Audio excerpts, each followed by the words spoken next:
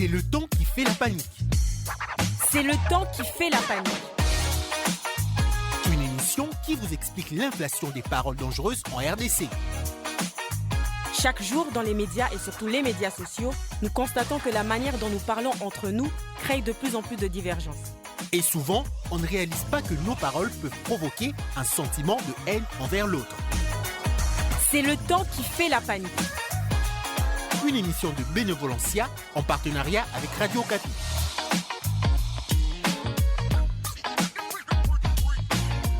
Chers auditeurs, bonjour et bienvenue à ce nouveau numéro de votre magazine C'est le temps qui fait la panique. C'est le temps qui fait la panique, ce programme qui vous alerte sur l'inflation des paroles dangereuses en RDC, s'intéresse aujourd'hui aux dénominations qu'on donne à certains groupes, clubs, associations ou mouvements des jeunes, des dénominations à caractère violent et agressif qui peuvent dans certains cas traduire un certain repli identitaire. Ces dénominations aînées peuvent, sans s'en rendre compte, constituer des paroles dangereuses, des discours de haine qui risquent de conduire à des situations beaucoup plus graves. Bonjour René. Bonjour Julie, bonjour chers auditeurs de C'est le temps qui fait la panique, association culturelle ou gang des quartiers, regroupement des jeunes d'un parti politique. On s'appelle Armée Rouge, écurie Banga Menace par ici, écurie coup sur coup, warrior ou gaulois par là, ou encore panguistan ou taliban. Ces dénominations traduisent à première vue une certaine adhésion à une idéologie ou à un mouvement, un attachement à un leader ou encore des missions à mener ou des objectifs à atteindre. Et pourtant, à les écouter, on s'aperçoit d'une certaine idée de violence, d'agressivité, voire une forme de repli à caractère identitaire. Et de cette façon, ces dénominations, Julie, peuvent constituer des paroles dangereuses, des discours susceptibles de faire monter le ton et donc la tension, d'enflammer la situation et de provoquer des conflits violents ayant parfois des conséquences plus graves. En effet, René, écraseurs ou éventreurs, nos camarades étudiants qui avaient résolu de contrôler leurs émotions et d'éviter de donner à leurs leaders des titres qui dérangent les autres, s'opposent cette fois-ci autour des dénominations ou des surnoms de leurs bandes ou associations, des appellations qui portent des germes des conflits. Suivons plutôt ces premiers extraits de notre feuilleton.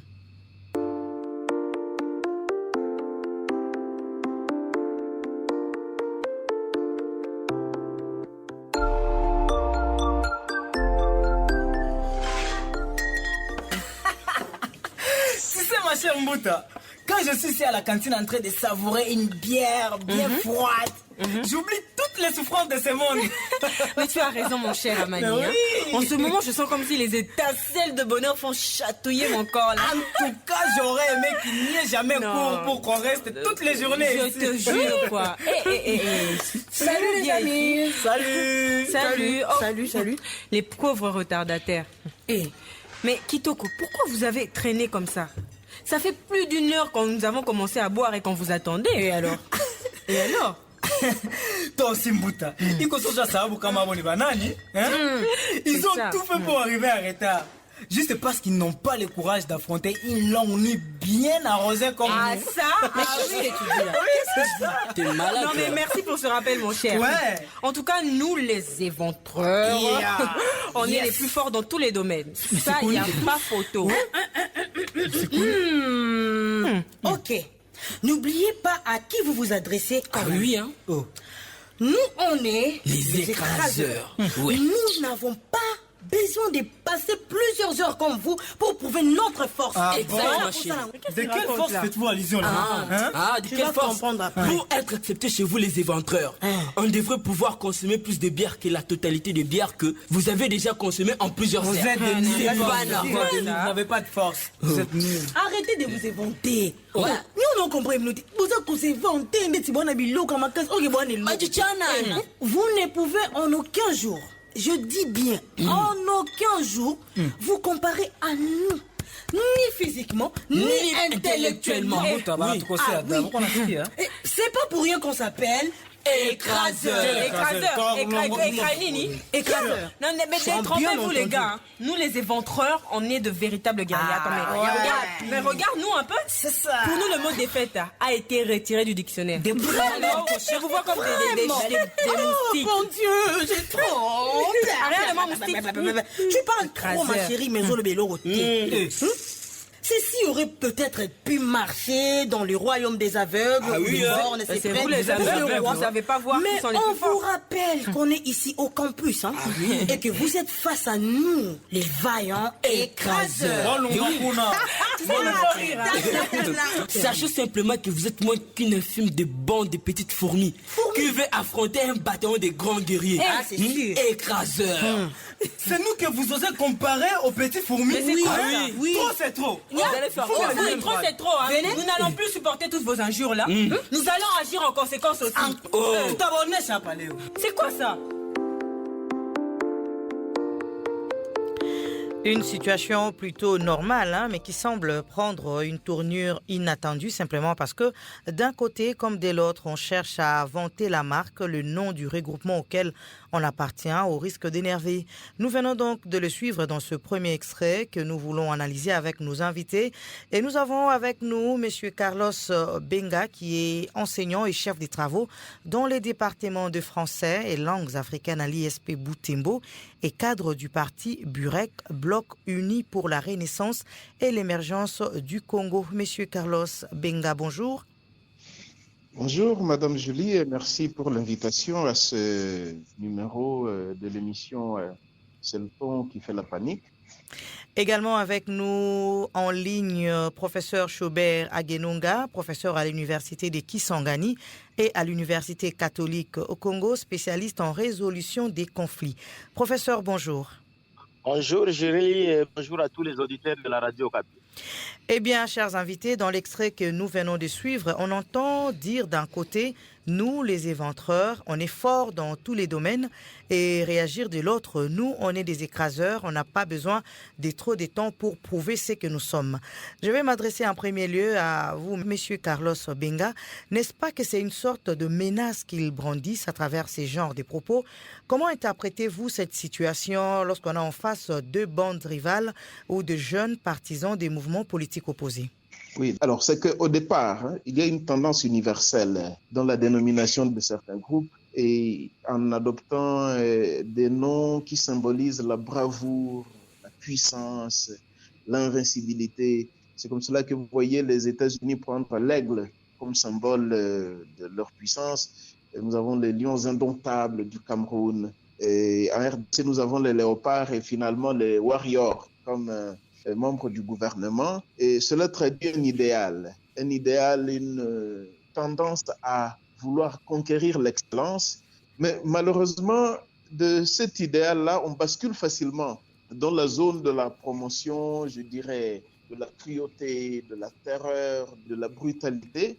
Et là, on assiste à la mise en vogue des noms monstrueux, des noms horribles. Et vous entendrez à travers les médias des noms comme Chincha Chincha. Vous entendez des noms comme Sourambaya. Et vous entendez des gens qui s'appellent combattants, comme vous l'avez dit à l'introduction de l'émission. Et j'ai entendu parler d'un mouvement vraiment clandestin appelé MDD, mouvement de désordre et de dépenses. Vous verrez sur le corps des scarifications de scorpions, de dragons. Et ça fait autant de faits, gestes et mots qui traduisent justement la violence. Et comme on l'a toujours dit, avant que la main ne soit armée, c'est l'esprit qui l'est.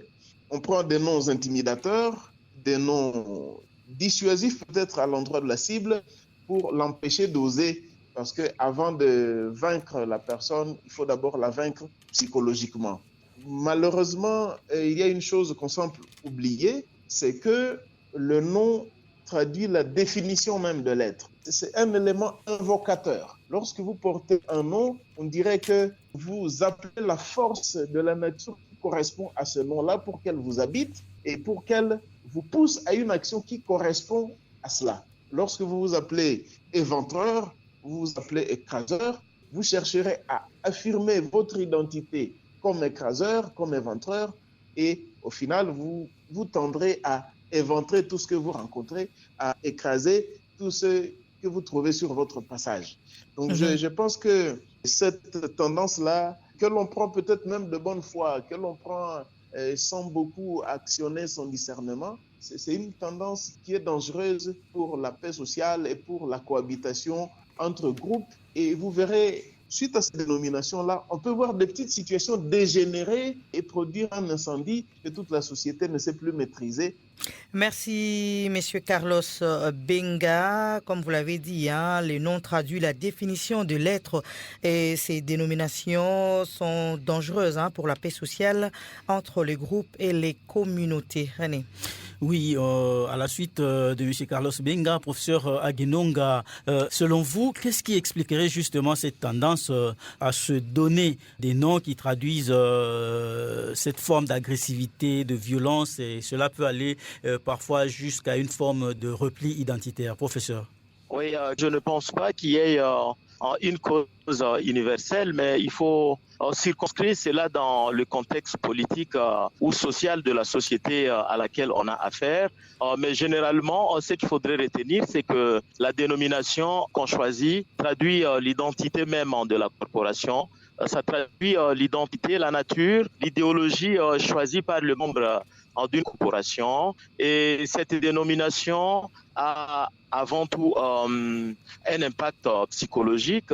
On assiste ça et là, bien évidemment, à des groupes comme ça qui ont choisi différentes dénominations. À Kisangani, par exemple, il y a un groupe qu'on appelle Kosovo. Il y avait aussi Bana Mauvais Temps. Donc, allez-y comprendre que ces dénominations sont teintées d'une certaine violence selon que, par exemple, les groupes ont choisi d'être appelés le Taliban. On sait ce que le Taliban a fait en Afghanistan. Donc, on comprend très clairement que c'est un groupe de personnes qui ont choisi plutôt de s'illustrer à travers des entreprises violentes.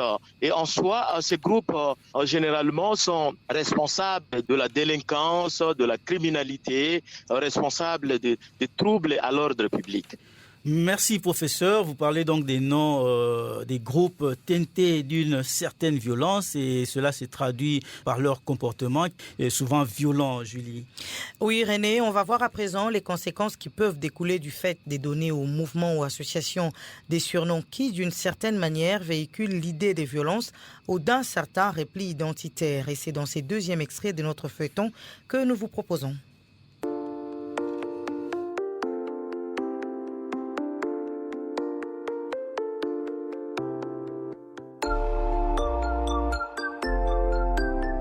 Vous allez fermer vos sales petites gueules. C'est nous que vous comparez aux petites fourmis. Oui. Trop, c'est trop.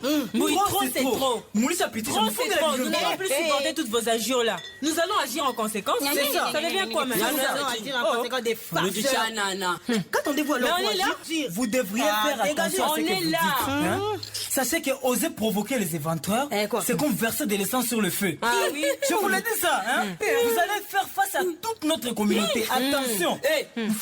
C'est plutôt vous qui devrez faire attention avec votre bande de gamins qui s'appelle éventreurs. Comment ça? Juste du fait que cela sort de vos petites bouches.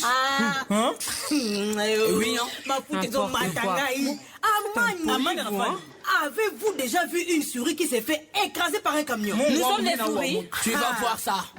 Méditez déjà à cela car c'est les sorts qui arrivent à tous ceux qui se mettent sur le chemin des écrases. Vous n'avez toujours pas compris. Nous sommes des éventreurs de lions. Et je constate que vous avez besoin d'une bonne correction. Oui. Comme ça, ils vont comprendre qu'on ne joue pas avec les éventreurs. C'est ça. On ne joue pas avec nous. On joue pas avec nous. Faut pas jouer avec nous. Vous avez regardé. C'est bon. Qu'est-ce que vous attendez?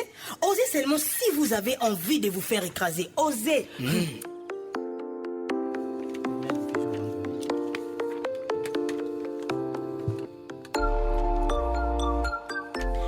Et voilà, chers invités, on constate à la fin de ce tableau d'illustration que la situation s'est dégénérée et que la bagarre vient d'éclater entre nos camarades étudiants.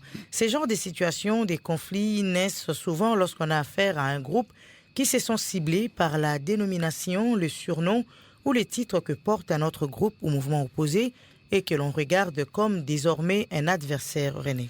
En effet, Julie, des situations déjà vécues ici où, à une certaine période, on a parlé de polémiques dans le domaine de la musique, des situations de tensions, en tout cas très fréquentes entre mouvements des jeunes affiliés aux partis politiques ou soutenant un leader politique. Monsieur Carlos Benga, vous qui êtes cadre d'un parti politique justement, un mot sur les affrontements qui peuvent découler du fait de recourir à ce type de dénominations qui font d'une certaine manière l'apologie de la violence ou qui traduisent un certain repli identitaire. Dites-nous pourquoi cette tendance à aller chercher des noms qui d'une certaine manière reflètent de la force, voire de l'agressivité, Monsieur Carlos. Bon, dans la culture des partis politiques civilisés, on s'appelle camarade lorsqu'on est membre. Mais il se fait que dans certaines organisations politiques, on préfère s'appeler autrement que camarade et souvent, ce n'est pas par un terme voisin à camarade, on dirait même en sens opposé. On s'appelle combattant, on s'appelle ceci ou cela. Pas au sens de combattants de la liberté comme ceux qui s'appellent freedom fighters, ceux qui s'appelaient ainsi en Afrique du Sud, mais parce qu'on est intolérant. Tout celui qui ne partage pas son idéologie, si on le trouve, vraiment il faut qu'on lui fasse du tort. Et on assiste là en période de campagne électorale, par exemple, où les rassemblements de certains candidats sont perturbés par des gangs organisés d'en face. Et on ne veut pas qu'un candidat s'exprime librement devant son public. On voit la destruction des effigies. Et on assiste même à des scènes de bagarre où on s'en prend physiquement, on blesse, on tue au besoin, et tel parce qu'il soutient tel candidat que moi je n'aime pas, et parce qu'il a un slogan qui ne m'enchante pas et il n'est pas le même que le mien, et parce que moi je porte ce slogan-là, il faut que je m'affirme comme tel, et il y en a qui utilisent ça malheureusement comme stratégie de campagne. Bon, les uns peuvent tirer leur épingle du jeu et d'autres, malheureusement, se sentent lésés. Vous voyez, mais dans tous les cas, ça laisse dans la société un conflit qui a du mal à se dissiper. Eh bien, nous devons l'admettre. Il y a aussi beaucoup de brebis galeuses parmi les militants de certains partis politiques. Et malheureusement, comme on est en démocratie, ça passe comme ça. Merci beaucoup, M. Carlos Benga. Donc, vous parlez des brebis galeuses qui sont responsables des violences dues à l'intolérance dissipées derrière les dénominations qu'on donne au regroupement politique, aux associations culturelles, Julie. Oui, René, parlant du repli identitaire, je m'adresse au professeur Chaubert Aguenonga. On les voit chez nous quand le groupe auquel on appartient s'appelle Armée Rouge, par exemple.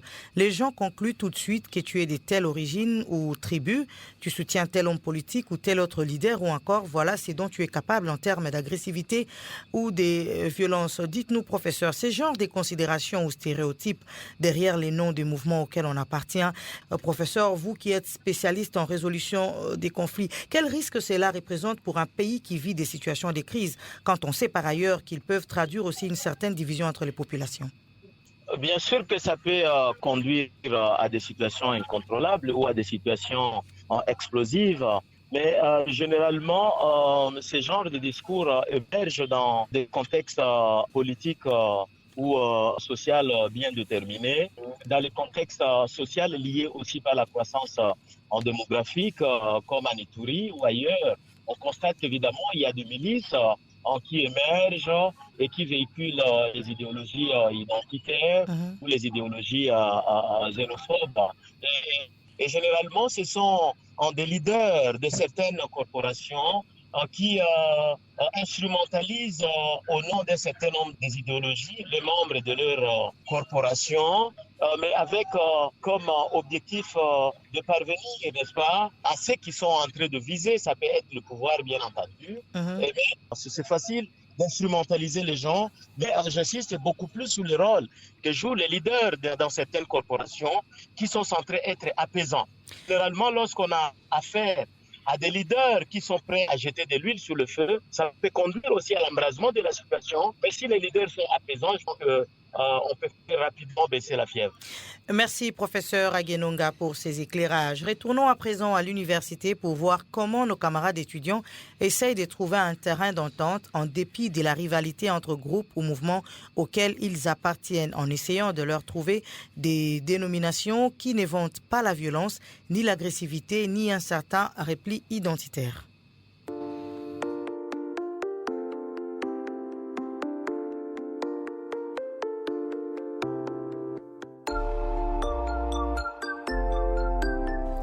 Attendez, osez seulement si vous avez envie de vous faire écraser. Osez.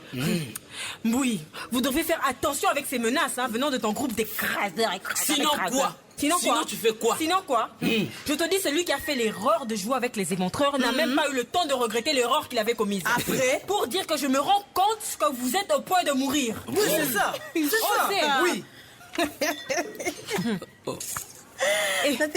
Amani, qu'est-ce que tu fais? Où vas-tu avec les ordinateurs, Amani? Mais Bazo, tu n'as pas place auquel fais sa réponse, Kama, vous êtes des étudiants et non des bandes de tueurs qui s'appellent des écraseurs, éventreurs. Les gars, est-ce que vous réalisez la rivalité qui s'est créée entre nous? Surtout en voulant toujours vous attaquer aux autres jeunes comme vous, les gars. C'est pas normal. Les gars, Amani a raison. Sincèrement, je ne sais pas comment on est arrivé à ce stade. Mais moi aussi, je ne comprends pas. Mais vous savez quoi? Je me rends compte que le problème se trouve déjà dans le fait que nous voulons nous identifier au groupe avec des noms tellement violents, genre écraseurs, éventreurs. Je crois qu'au début, quand on a voulu nous identifier aux écraseurs, c'était seulement dans l'objectif de vanter notre force. Vous voyez un peu. Je n'aurais jamais imaginé que cela pouvait nous pousser à menacer, voire même à attaquer les autres. Vous voyez. C'est justement c'était ça. Pas vraiment.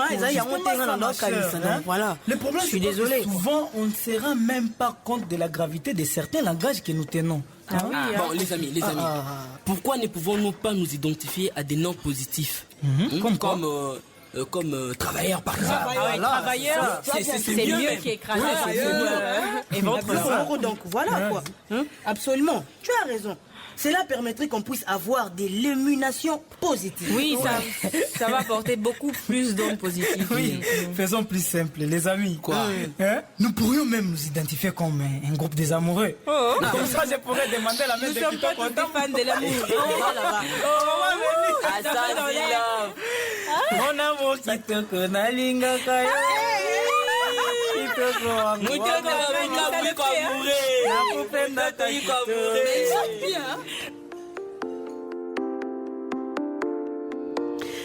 Et voyons tout de suite avec vous, monsieur Carlos Benga, après avoir suivi comment nos camarades étudiants ont pris la résolution de calmer les jeux, est-ce qu'on peut dire qu'en évitant de donner à nos bandes, associations ou regroupements des surnoms ou des dénominations qui font allusion à l'agressivité ou qui encouragent le repli identitaire, la cohabitation pacifique sera possible malgré les rivalités en termes d'idéologie, des pensées ou d'intérêts? Ça sera votre conclusion, monsieur Carlos Benga.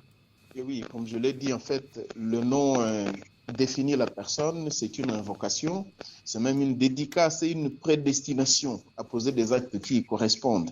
Et quand on porte un nom, il insuffle en vous la charge qu'il contient, et si ce nom est négatif, eh bien, vous avez beaucoup de chances d'être un monstre. Et comme remède, j'admire beaucoup l'atterrissage de cette scénette. Comme remède, justement, il faut qu'on apprenne à se retirer du groupe qui porte un mauvais nom, si on en était déjà membre.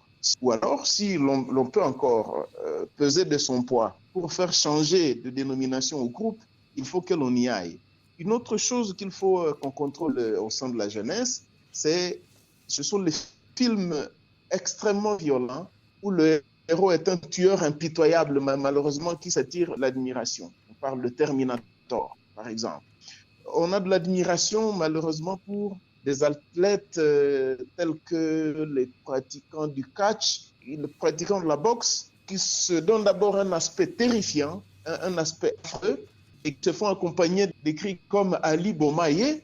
C'est vraiment l'apologie de la violence et du meurtre. Si l'on pouvait, dès le départ, se préserver de la consommation de ce genre de produits qui incitent justement à la commission des actes d'intolérance, des actes violents, je crois qu'il y a lieu que l'on bâtisse sur les bonnes bases une génération de personnes qui construisent leur avenir sur les valeurs positives, les valeurs à promouvoir. On ne fait rien lorsque, dès le départ, on s'attire, on dirait, une malédiction à travers un nom qui est lui-même maudit. Merci beaucoup, Monsieur Carlos Benga. On va passer au professeur Aguenonga. Professeur, certains noms qu'on donne à nos organisations peuvent constituer, comme on l'a vu, des discours de haine dans la mesure où ils peuvent susciter des tensions. Professeur, est-ce que le seul fait de recourir à des dénominations traduisant des valeurs positives pour nos groupes et associations, suffit-il pour éviter justement de semer la panique, éviter de provoquer des conflits ou des affrontements? Professeur, ce sera votre conclusion. Je ne pense pas que ça soit suffisant. D'ailleurs, c'est ce que nous constatons régulièrement. Bon, je donne un exemple, bien que ça soit différent. Tout le pays qui prétend des démocraties, République démocratique du Congo, République démocratique, je ne sais pas moi, de ceci, cela, vous allez constater qu'en réalité, il n'y a rien de démocratie à l'intérieur. Donc, la dénomination, évidemment, peut être base de violence, ça c'est tout à fait évident. Ça peut aussi être à la base, bien sûr, de la paix sociale, mais cela ne suffit pas. Je pense que ce qui est important, c'est par contre le rôle que jouent les acteurs. Je l'avais déjà dit, lorsque les acteurs sont prêts à œuvrer pour la paix, ils feront la paix. Mais lorsque les acteurs ne sont pas prêts à œuvrer pour la paix, ils vont faire la violence. Mais ce qui est important, c'est qu'à l'intérieur même de la corporation, il faut qu'il y ait un catalyseur de la paix. Lorsqu'on trouve, comme nous l'avons constaté tout à l'heure, donc le membre de ces deux groupes s'aperçoivent qu'ils étaient en train de s'entre-déchirer inutilement et ce qui était à la base, bien sûr, de violence, c'était les discours, comme on l'a suivi, des discours qui irritaient, des discours de violence. Mais lorsqu'ils ont choisi des mots apaisants, on l'a vu, la situation s'est calmée et ils se sont réconciliés. Donc, au-delà de la dénomination de groupe, j'insiste aussi sur les discours qu'on utilise. Donc, plus on utilise un discours réconciliant, plus on peut sortir même d'une situation violente. Et plus on utilise des discours en guerre, on utilise des discours susceptibles d'allumer le feu, et bien là aussi on peut aller vers la violence. Alors, au-delà du discours, et comme nous l'avons senti, c'est encore une autre leçon qu'on peut tirer, c'est le sens du pardon. Lorsqu'on a déjà identifié qu'on s'entre-déchirait inutilement et qu'on pouvait bien sûr se réconcilier, il faut qu'on choisisse aussi le mot qu'il faille, il faut être tolérant. Parce que le fait d'appartenir à des différents groupes ne symbolise pas la violence. Le fait d'appartenir à des différents groupes pourrait même symboliser la complémentarité. Parce que ce qu'un groupe peut faire, forcément l'autre ne peut pas le faire. Mais les deux groupes unis peuvent effectivement être plus forts. Les deux groupes unis peuvent ensemble identifier leurs intérêts communs.